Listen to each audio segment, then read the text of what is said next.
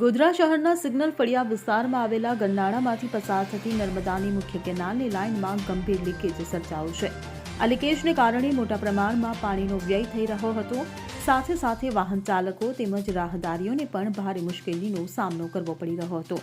સ્થાનિક નગરપાલિકાના સભ્યોએ આ મુદ્દે ચીફ ઓફિસરની રજૂઆત કરતા તેમણે તાત્કાલિક પગલાં લીધા છે। સમારકામની કામગીરી શરૂ કરવામાં આવી છે, જેના કારણે 2 દિવસ સુધી આ વિસ્તારમાં વાહન વ્યવહાર સંપૂર્ણપણે બંધ રહેશે।